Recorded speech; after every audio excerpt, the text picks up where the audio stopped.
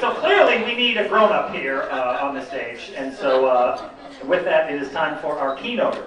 And so if we're going to have a keynoter here, a wildly important person in the world of radio, we need a wildly important person from our family to introduce her. And with that, a Locke Award winner, graduate of a class of 2010, and a woman who has the wild, poor misfortune to be surrounded by North Carolina fans, coming to us from Charlotte, North Carolina. Please welcome Lauren Levine, ladies and gentlemen.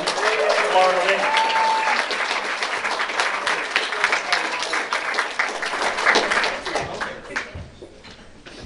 He's talking about bringing a grown-up up, and I'm talking to Erica. I'm like, is he talking about me? I'm not a grown-up. What's he talking about?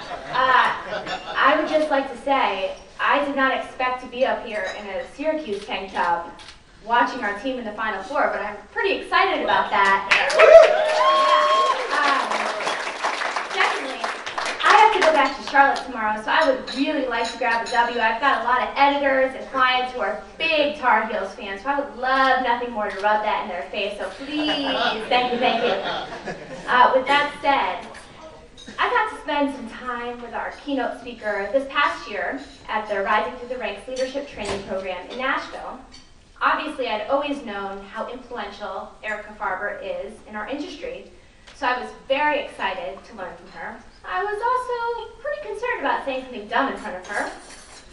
As it turns out, I had nothing to be nervous about. If you've met Erica, you know she's one of the most down-to-earth people you will ever have the good fortune of meeting. She's also a radio advocate in the truest sense of the term. Because of her deep love for the business, Erica goes above and beyond to help young professionals make a career in radio. In addition to the Rising to the Ranks program, she's one of the founders of the Mentoring and Inspiring Women program. Erica is truly the perfect person to serve as a mentor. When it comes to radio, she's basically done it all. She began in local sales and then moved to national sales for 12 years. She later went on to become part of the group that developed the concept behind Interrep. And as many of you know, Erica served as the CEO and publisher of Radio and Records magazine, and today she serves as the president and CEO of the Radio and Advertising Bureau. Erica has received a number of accolades throughout her career, all well-deserved. Radio Inc. magazine dubbed her one of the most influential women in radio, and she won the American Broadcast Pioneer Award, to name just a few. There's many, many more. One of the things I personally admire about Erica is how she's successfully pivoted throughout her career. She's held very different jobs at very different companies, and yet she's always figured out how to excel in these roles. And I think no matter what field you're working in today, that ability to morph as a professional is more important than ever before, especially in 2016. And to the best of my knowledge, this is the first time we've had a repeat keynote speaker at Banquet. And no pressure, Erica, but I do think the last time you spoke, Syracuse got a championship title, so no pressure. Had to point that out, though. Fingers crossed. In all seriousness, I truly think there is no better person for the repeat speaker job. Please join me in giving Erica Farber a warm welcome.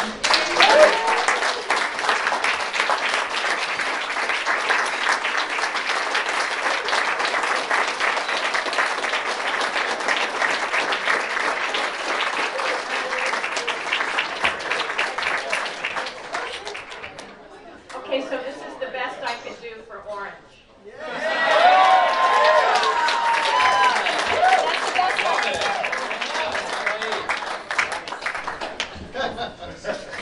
So of course they said we have an adult coming. I'm like, who is coming? Anyway, it is so great to be here. Dr. Rick, how come you don't get any older? I want what you're taking. Okay. It's awesome.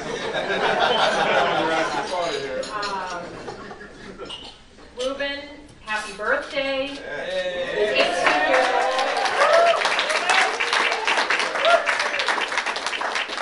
I have shoes older than you. Unbelievable. And Josh, it's great to meet you, and congratulations. And it's so wonderful to see so many familiar faces and so many new faces. And it's really cool to be here for Alumni Weekend. But what I'm most excited about being here is really to talk to the students that are here. And I truly mean that. And I also want to get a good look at you because chances are I'm going to be working for one of you one of these days, and I just want to make a good impression. And as you know, as Lauren said, it is so crazy that I was here in 2003 in this very same room. I think it was. It was March 1st. Walked in, had no idea what was going on, and I guess I didn't do too much damage, and they asked me back, so that was pretty cool. As Lauren said, the majority of my career has been focused in and around radio. And for those of you who aren't really interested in pursuing a career in radio, please bear with me, because maybe by the time I'm through tonight, more of you will want a career in radio, and I hope that's the case. The one thing you're going to find from broadcasters is we all have great stories, and I'm sure as you have found from your alumni association, we've heard some amazing stories tonight, but we all love to tell stories. So by means of introduction, there are two very important things I'm going to share about myself. First of all, I am not a college graduate, so you should all know that, and if you want to leave, I understand.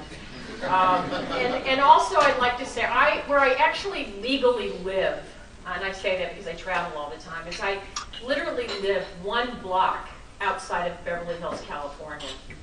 And this is really important because I may be one of the only women that lives there that you will ever see over the age of 60 years old that has not been surgically enhanced.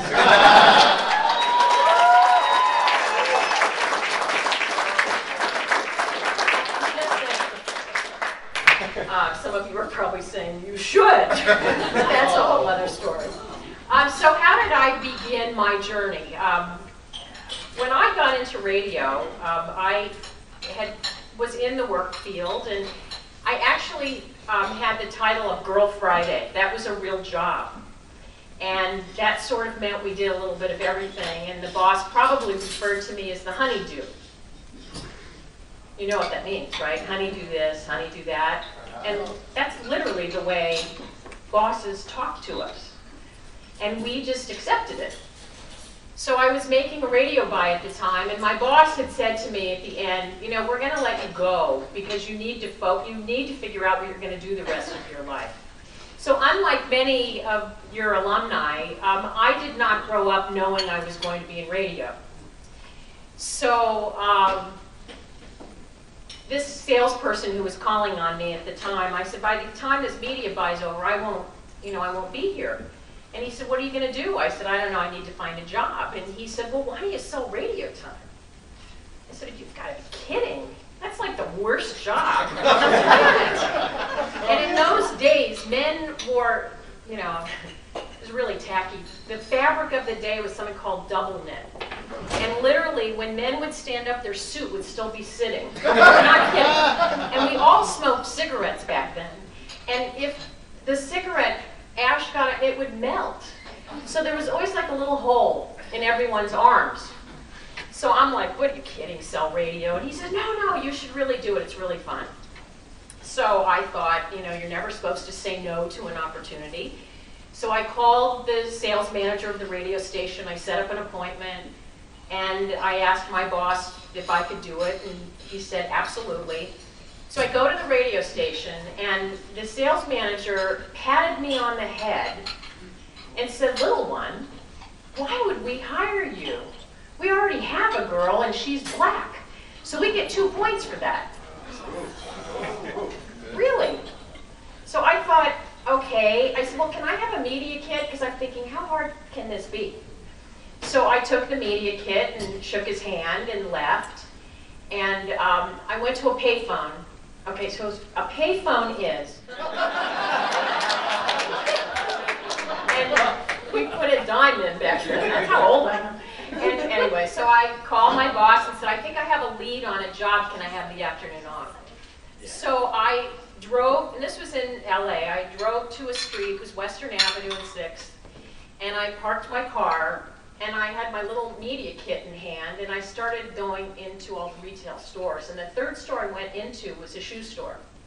And I walked in and I asked the guy, are you the owner? And he said, yes. And I said, have you ever advertised on the radio? He said, no, I don't. I advertise on the newspaper. And I said, well, would you want someone like me to shop here? He goes, absolutely. I said, well, if you don't advertise on the radio, you're never going to reach me.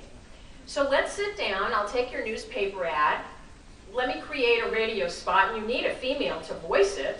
I'll do that for you. And by the way, I need a check in advance. Now, I never told them I worked at the radio station. The guy gave me a friggin' check. So I drove back to the radio station, and I walked back in. I said, this is how hard this is. I just sold a new client. Here's the cash in advance. You have no women on the air, so I need to do the voice. So he hired me, commission upon collection, no draw, no salary, no expenses. And I said, yeah, I'm in. So that's how I got into radio. Then it was pretty funny because I did that for about a year and a half. And then I got a call from ABC Television. And there was an edict. Really sounds like we're talking about the dark ages. That there was an edict, they had to hire a female salesperson because they had never hired a female to sell television. So they called me and said, we know you're one of 6 ladies in Southern California selling radio. We're going to interview all of you. And I said, well, I'm really not interested. And then so I hung up, and then I thought, someone said, well, that's pretty stupid. It's ABC, you should do that. So I called them back. Long story short, I ended up with a friggin' job. I didn't want the job. So I started ABC. My 3rd day, I get sent home because I wore a pantsuit to work. And in those days, women were not allowed to wear pants at ABC, and I didn't know that. So they sent me home. And I was like, I can't believe this. So the next day I come into the office. This shows you, my ass should have been fired. I came back to the office the next day, and I go into my boss and I said, can I have you and the general manager and the general sales manager go with me to the accounting department for a minute? They're looking at me like, what? I said, please, it's really, really important. This is a learning experience for me. Now, in those days, I'll be a little graphic here. When we hemmed our skirts, we put our finger back here, and that's how we knew how short to do them. So we all wore really short skirts. And I knew if we stood in the doorway of the accounting department, it would at least be about 30 seconds when we would see everyone's jewels exposed. So we stand, I have the general manager, the sales manager, everyone, we're standing there, and sure enough, a full-figured woman needed to get into the file cabinet. And she went over, and she bent over like this, and everything was exposed. And I said, just so I understand, that's acceptable behavior, but pantsuits aren't. Woo!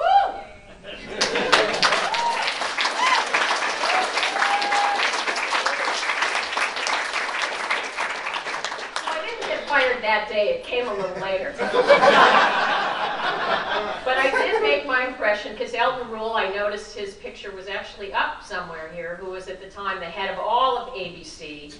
About 2 hours later, there was a mimeographed piece of paper left on everyone's desk that said, women were now allowed to wear pants at ABC. So I certainly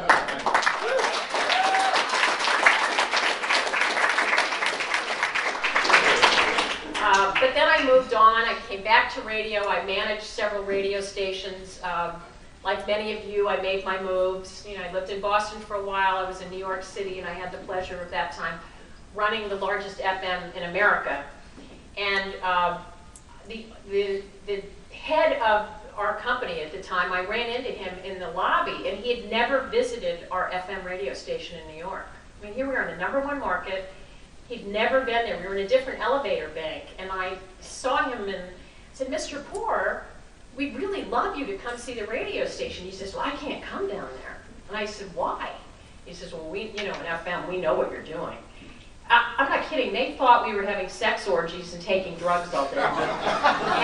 And corporate never visited the FM radio station in New York the entire time I was there. And I was there 6 years.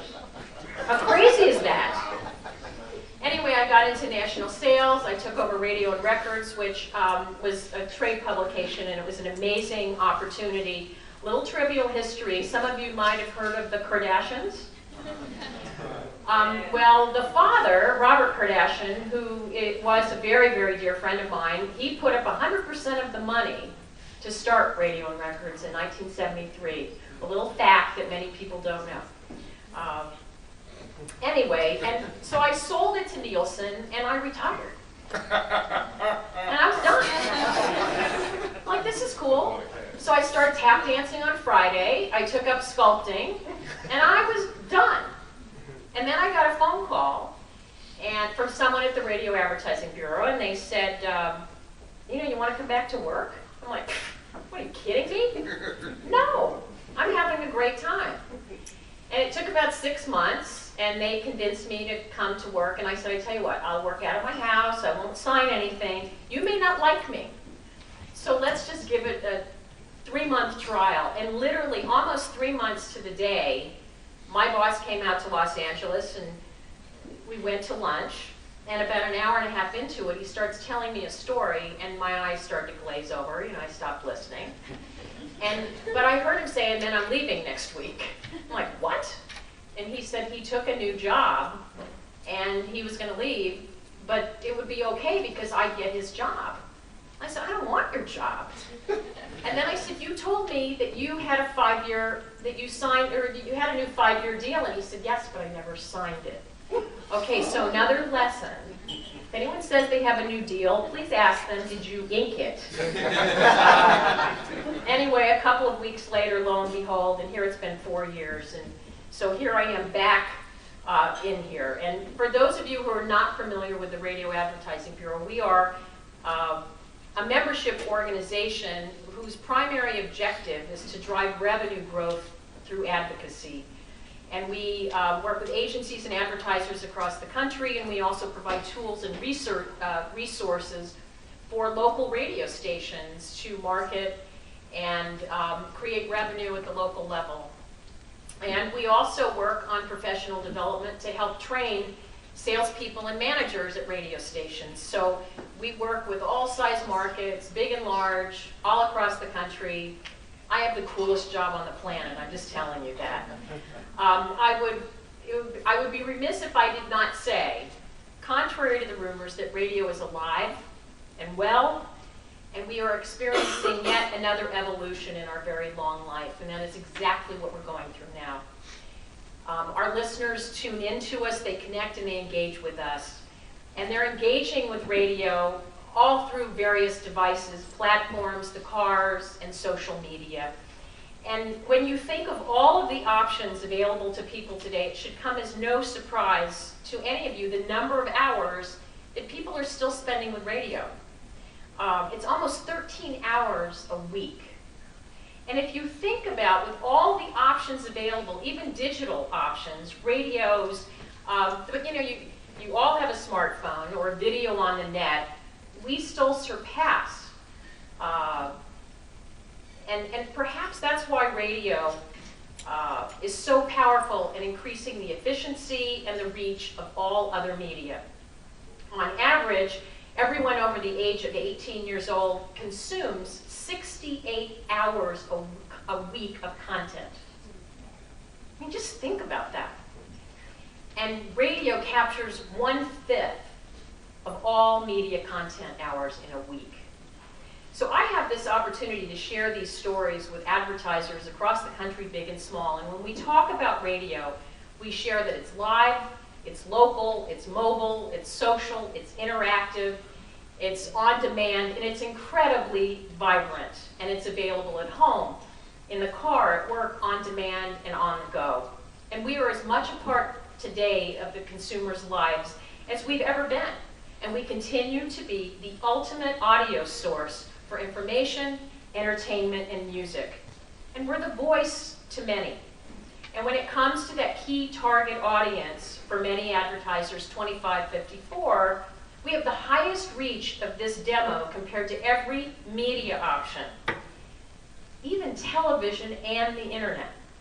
So it is huge, our reach. And this is the first time in the last 25 years that radio now has surpassed everything and is the #1 reach. Based on USA Touchpoints, when you look at the time that 25, 54-year-olds spend with mobile, MP3 players, books, satellite radio, CD, music streaming services, newspaper, magazines combined, this is the equivalent to the amount of time that they're spending with AM/FM in a single day. And it's the top entertainment device still, with 86% of all drivers of automobiles citing that radio is what they turn to.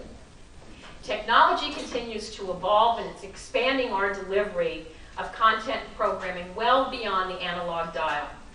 And our digital offerings continue to grow. According to the latest Infinite Dial report, over 57 million people have downloaded a podcast just in the last 30 days. There are now over 25 million HD radio receivers in the country. Plus, every single automaker now is including HD radio in every new model with HD radio technology. It's unbelievable. Desktops, laptops, tablets, smartphones, these are all devices in which people listen to radio. I'm sure none of you wake up to a clock radio. Now, a clock radio is this thing that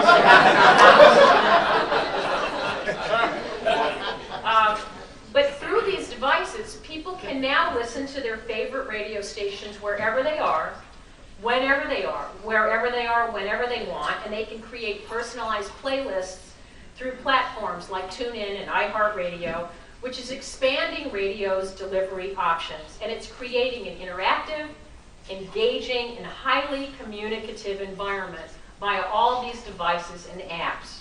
And currently, over 7,900 radio stations across the country are streaming their signal. It's the medium with the greatest reach and the most passionate and loyal listeners across all platforms.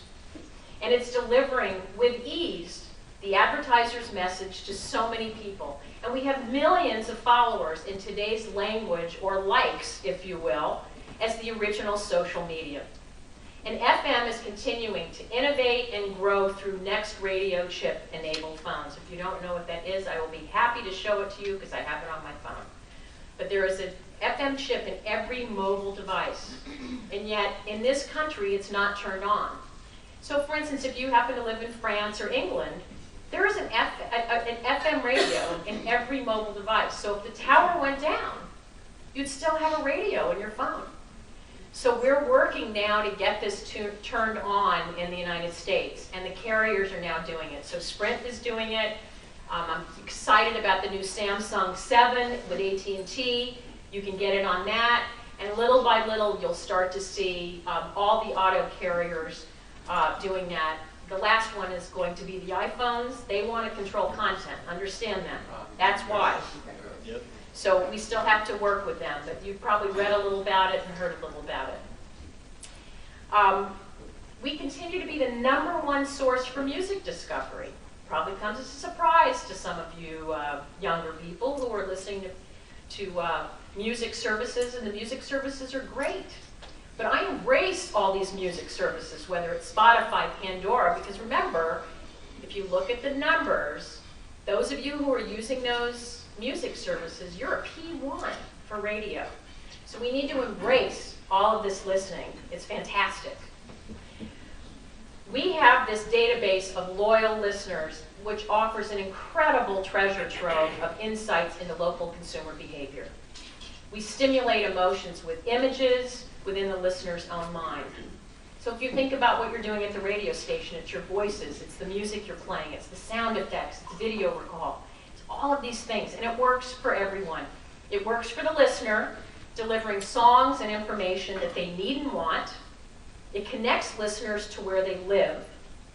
And they listen to commercials that sit in a very positive environment for the advertiser. And it works for advertisers telling consumers where to shop and why to buy. And we help listeners learn about local businesses, where they live, driving online and in-store traffic. Now, I know someone is going to grab me later and say, all the commercials suck. That's a different conversation. But to quote a very prominent graduate of this school and a prominent broadcaster here in Syracuse. Literally just this past week, Ed Levine, who's the CEO of Galaxy Media, said, "This is not your father's radio. This is an incredibly exciting business, and we have more tentacles than ever." So in the time I have left, this is for the students, I want to talk to you truly about being a leader for yourself and your potential, and for not only you, but for your future employers. So here's what I know. At the end of the day, the best person really does get the job. All right, there are going to be days that you're not always going to feel like that, but I am telling you, it's true. Every single person in this room is in sales. All right, I'm sure some of you were saying, what the hell is she saying? I don't care about sales. I'm in production. I'm going to be talent. I'm going to be behind the camera. I'm an artist. Is she crazy? Well, here's a flash. Everything you do involves sales. Because you're going to have to convince someone to hire you. That's sales. And you know what? It started very, very, very early in your life. It started with your parents. You were able to get your parents to do things that they never thought they would do. That is sales at its finest. Now, when you're looking for a job or you're moving into a new position, please do your homework. You must find out as much as you can about the company you're applying with.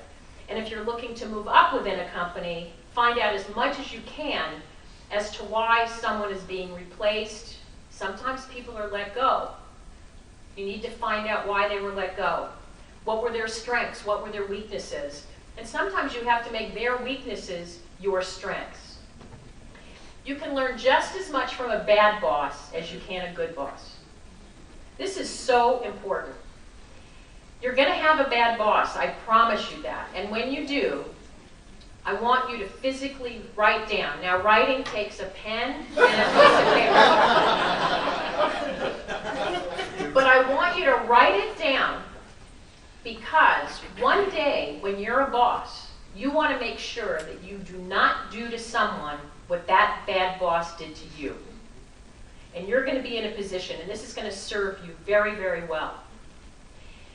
Okay, here's another flash. You are not always going to get what you want. So please, don't whine, don't complain, and don't become negative. Ask for constructive feedback. Now, sometimes you are not going to get any constructive feedback, but you know what? You're going to have to learn to deal with it. And if you find that you're in an environment that isn't working for you, you leave. The environment is not going to change because of your brilliance. The only way you're ever going to have real impact is by your own individual actions, and they have to be positive on an organization. You know, I'm constantly asked, what's the best piece of advice that I have for being successful in my small career? And my answer is really simple. I've always said showing up. And I can't tell you, you might, again, think that sounds crazy, but I really mean it. It gets you noticed, and it sets you apart. Also, do you have a sense of humor? We know our MC tonight has an incredible sense of humor. But when someone is having a bad day, can you really deal with it? And I'm not talking about being funny. I'm talking about, do you take everyone and everything seriously? You can't. You got to learn to laugh at yourself. It's so important. Do you treat people the way you want to be treated? You know, my favorite people in business have always been the receptionists, the interns, the assistants, and I'll tell you why. First of all, they have the pulse of the organization. They know more about what's going on in an organization than the CEO. It's true. But they have so much enthusiasm, and they're not jaded. And I can tell about an organization I can tell more about an organization from those positions than I can up. And the other thing, notice the way they're treated. And you'll notice that there are some people who will treat assistants differently than they'll treat a peer. And that tells you a lot about someone that they don't treat. You know, you notice in a restaurant sometimes the way people treat servers. Oh my God, can you imagine if we didn't have servers? It would be chaos. And yet it's amazing to me, anyone that's doing any kind of work that's serving, how sometimes people mistreat them. Now, once you know what you want to do, and I also want to say, if you don't know what you want to do, that's okay. You can change your mind. That's fine. I know a lot of people who are 40 years old who hate what they're doing. A little scary at 40 to start changing careers because you have different financial responsibilities. But once you know what you want, don't be afraid to ask for it. And this is so important because I truly believe that most management doesn't have the time or the inclination to try to figure out how to best help you. And this applies to wanting to move up within an organization or even that initial job interview. Just because you're in an organization, they don't know what your career aspirations are, and you're going to have to tell them because they're not thinking about you. It's not that they don't care about you, but they're busy. And here's another news flash. Men and women are different. Okay, few of you are surprised. But we also think differently. Now, as we move up the ladder and have more responsibility, it's so important to be aware of the differences. So here's the deal. With guys, you know who I'm talking about. Whatever the issue, once they've made a decision, it's done, it's over with, and for the most part, they never think about it again. Right? Okay, now with women, we make decisions, but you know what? It's still in the back, it's somewhere in our brain, and we keep thinking about it. And even though we've moved on, we have not moved on.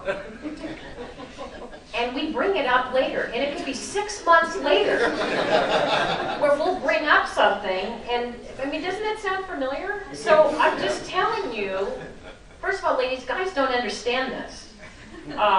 Because when we bring it up, they didn't even remember the conversation 6 months ago. But I'm telling you, this will serve you well in business. Don't pretend. And it's not a weakness. If you don't know something, admit it. You know, when I was in my 20s, I thought I knew everything. There might be one or two of you in here who truly believe that. The great thing about getting older, and this is the only thing good about getting older, is you realize how little you really know, and it's really freeing, you know, to just, it doesn't matter. There's no pressure. So the easiest thing, if I'm sitting and someone's talking to me and I say, I don't know what you're talking about, I don't really care. But it takes so much pressure off. I just want to mention that. Work hard. And what I mean by that is you can't call it in. You know, think about in school, there's always one who isn't working hard. Always. In every office, there's always one. And it really pisses you off because you say, why are they still allowed to be here? But don't let that be you. And it's drive, it's passion, it's commitment, it's resourcefulness, it's tenacity. These are all words that should be describing you. And don't pretend. As I said, if you don't know something, it's not a weakness, it's a strength. And it's funny how important this is. You have to think about this. You know, I was a meeting once at R&R, and it was a very important IT meeting. And we had probably 18, 20 people in there, and this very expensive consultant goes in, and literally 15 minutes into this meeting, I said, okay, stop. I have no goddamn idea what you're talking about. And the guy looked at me, and I turned around to everyone at the table. I said, can someone explain to me what he's talking about? And there were crickets. No one knew what he was talking about. And I finally said, the meeting is over. When you can figure out how to speak English to us, we'll be happy to work with you. And I just got up and left.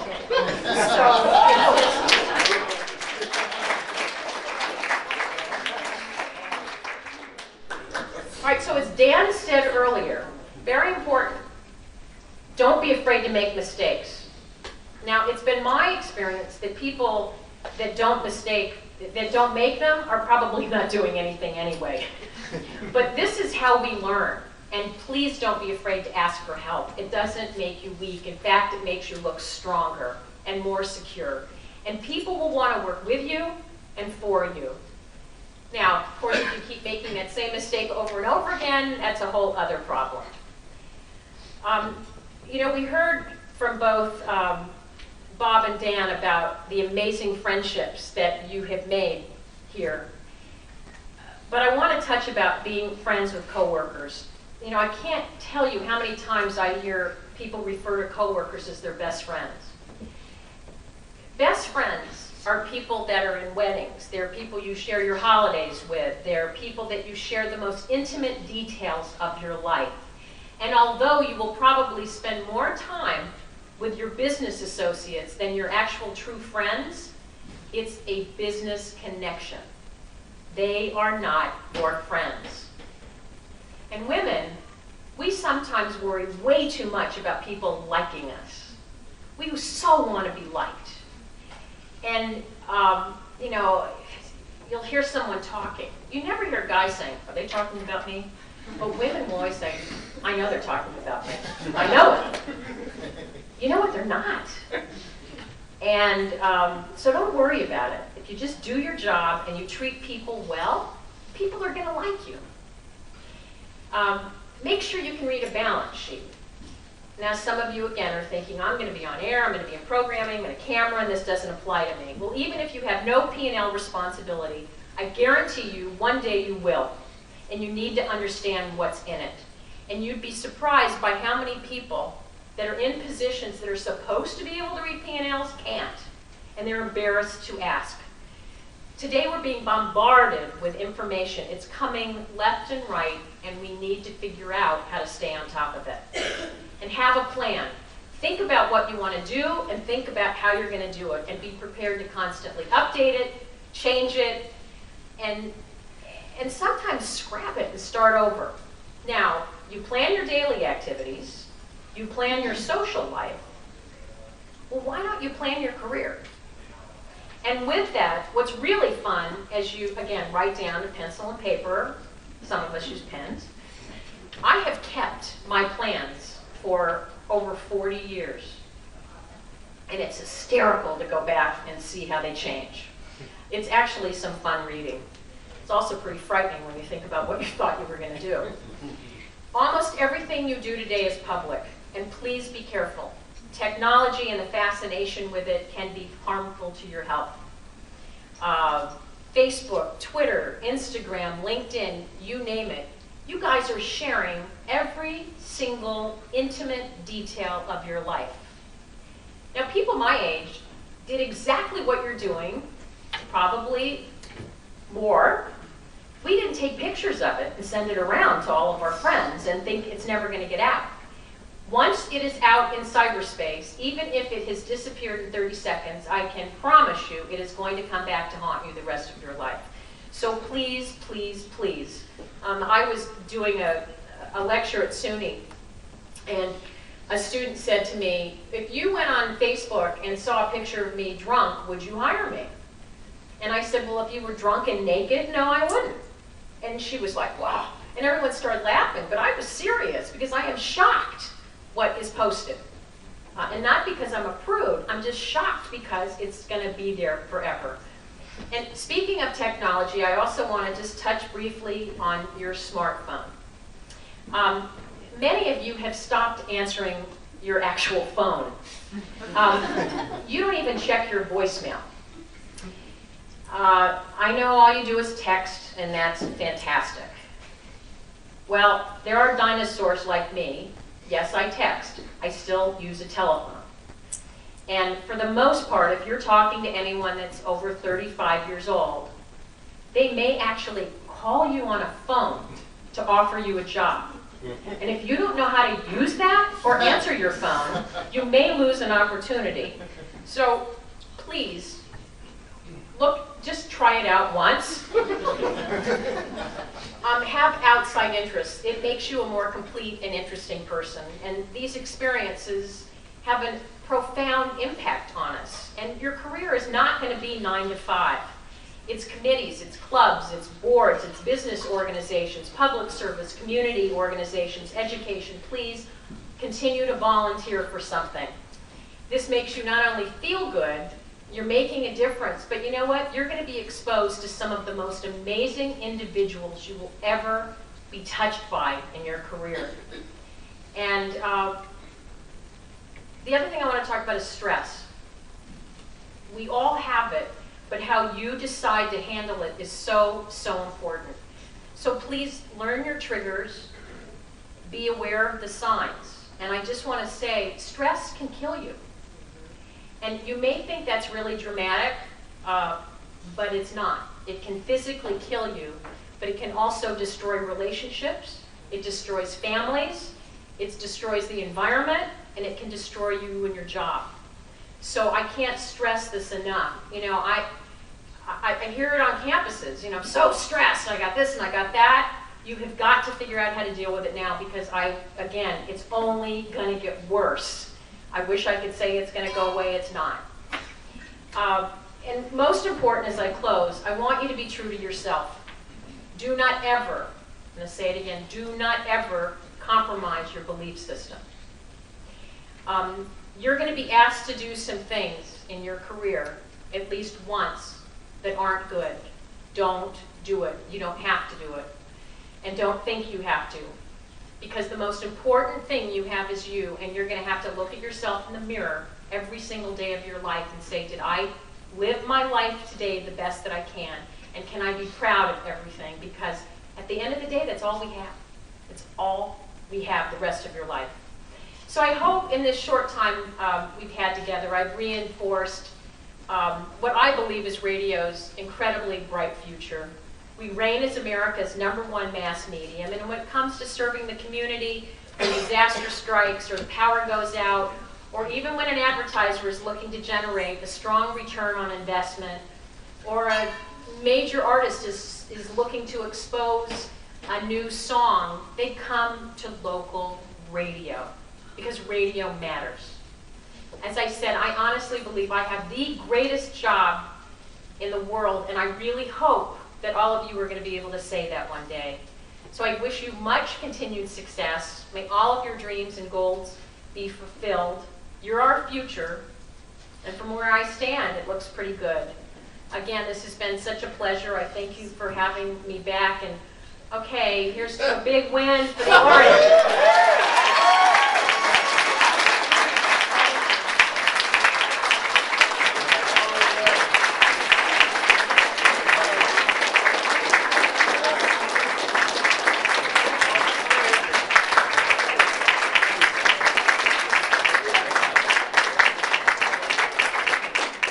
Farber, ladies and gentlemen, for the second time, your keynote speaker, Erica Farber. Some compelling numbers in that speech, Erica Farber. 2 friggins, 1 ass, sex orgies, and female nudity, ladies and gentlemen.